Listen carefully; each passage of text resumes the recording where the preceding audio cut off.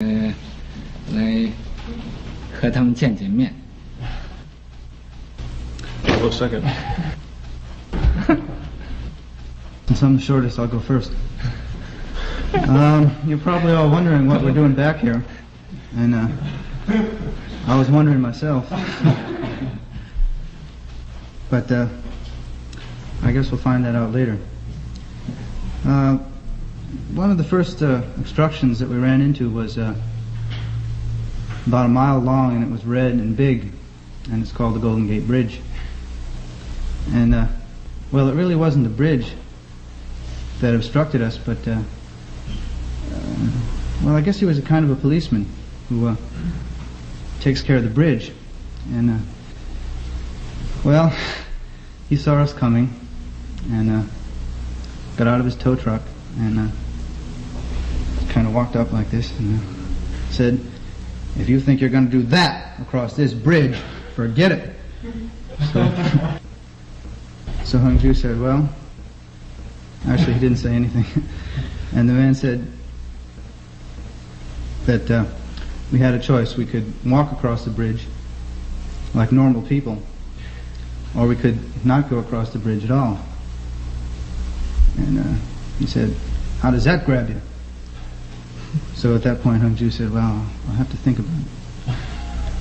And we discussed it among ourselves, and we decided that it would probably be best to just walk across the bridge and not be attached to bowing across the bridge if the guy wasn't going to let us. So he thought he had really defeated us, but we just walked across the bridge and got to the other side, and he was very, very angry because I guess he really wanted to not let us go across. But it was really strange because the previous evening the abbot had said that Hung Ju would cross the bridge in a flash, in a single thought. And he did. He was just right across.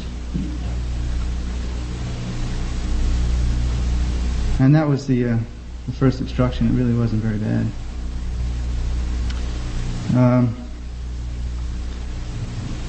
Another time, we were, where was that? Well, I can't even remember where it was, but we were on the road, and Hung Ju was just making his last bow for the day, and I was just coming up behind him with the pack and the great silver food cart, and I was just catching up to him, and I was going to tell him that I thought I saw a pretty good place to pitch the tent. The trespassing probably wouldn't be too bad.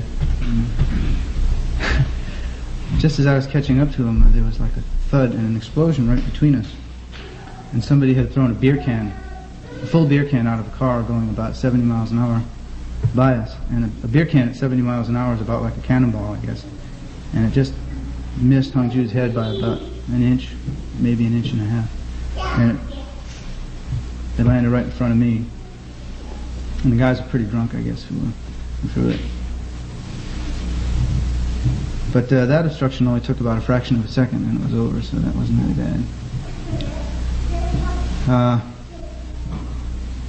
Now there was another obstruction in between, which you probably all heard about, which I'll let Hung Ju tell because it's really kind of a personal dharma since it happened to him, where he mistook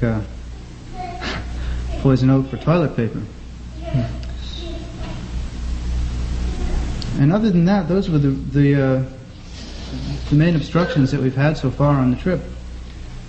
And all of the rest has been fairly smooth. Now there's all kinds of stories and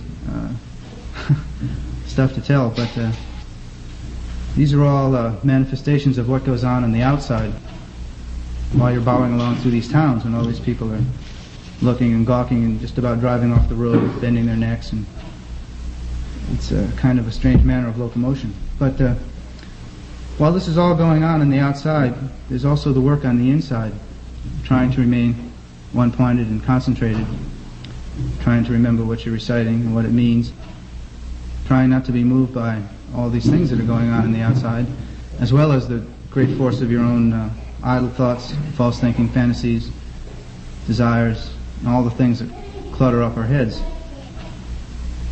And so there are these two aspects of the work, the inside and the outside. And I only bring up the obstructions because there were not very many, and all the rest of the bowing was pretty smooth. And if I ever figure out who's making these distinctions between inside and outside work, I'll certainly let you know. And I've been keeping a record of pretty much what happens to us every day, and if anybody wants to read it, you can certainly read it. 你那裤子的事情讲了吗？哦，没有讲。那个是 It's a very 清 important, 楚一点。 yeah, very important affair which I left out. We were in the right near Tamalpais State Park on about the third day, I guess, and on the panoramic highway, and we had stopped to take a rest, and I had had some old pants on that were ripped pretty badly beyond repair. And I figured that if I got a new pair, I'd use them for, you know, towels and cloths and stuff like that, because they just couldn't be sewed up, because they're the kind that, you know, if you sew it up, then it would just rip above the rip because the cloth was all worn thin.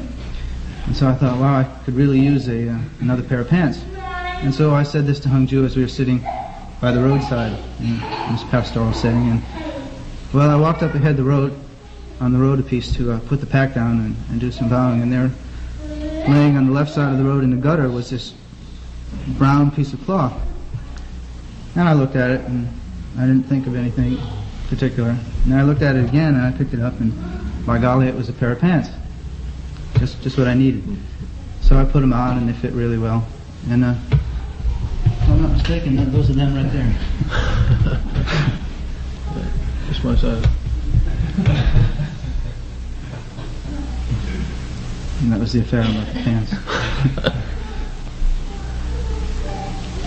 There's a few other things like that. Like today, I was walking along and I found $1 on the road. And we found needles, bandanas.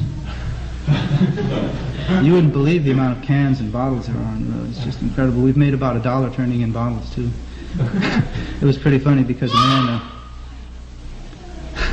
saw me picking up bottles and he said, "How do you finance your trip other than turning in pop bottles?" Which was pretty weird. But like I say, the record's available as soon as we make some copies. There are very few people in America who understand what we're doing. And every day we run into all kinds of different situations, most of them extremely strange. And to quote the last man that I ran into, I think it was yesterday, that I had words with, I was bowing down the highway, and I just passing his gate. He'd been waiting for me for about 20 minutes. I could see him up the road. I finally got right in front of his gate, and he says, "What's the matter, fella? Did you lose an election bet?" But anyway, things like this happen. In case we run into a lot of people out there on the highway, and usually they respond to us either positively or negatively. And it's just amazing the different responses you get. And a lot of people, just by seeing somebody walk along and bow every third step, they get just totally afflicted just by looking at it. And they can't contain themselves. They have to come up and say something. They have to put it down completely. You know? Basically, you're not causing any waves or anything. You're just bowing up the highway, and they make a big stink out of it and just really get totally afflicted. And then other people, a lot of people really are deeply moved by it, and they come out and they talk to us, and we have a chance to explain what little we know and tell them about Gold Mountain Temple here. And in that sense, it's very rewarding. We've been gone now for about 6 weeks, and one of the thoughts that keeps going through my mind is how lucky we all are to have this contact with the Buddha Dharma in America. And just going up that highway and bowing and reciting and running into all these different people who don't know about it, the impact of how lucky we are just keeps hammering home every day. And what an extremely unusual situation this is here at Gold Mountain just becomes more obvious every day. And all I can think about is finishing up this trip and coming back and getting really down to some studying here. Tonight when we walked into the Buddha Hall, I think it was one of the most heaviest moments of the trip, just hearing all this Chinese chanting and the repentance ceremony. It was probably the most far-out event that's taken place for me in the last 6 weeks. And you just can't really appreciate it until you've been away and seen all the ordinary affairs in the world. They're really quite dull. Till you get back here and you realize that something's really, really genuine is happening. And the power of it is just overwhelming. That's all I have to say. Except for the fact that there's a lot of Dharma protectors who've been coming up feeding us so well that I'm just almost ashamed. Some of them travel almost 100 miles to bring us a hot pot of rice, and I don't know how I'm going to ever repay them. So I'll have to find a way. Thank you. 他说的翻译给我听一听。对他们两位这种的讲话有没有什么意见？你有谁有什么意见啊？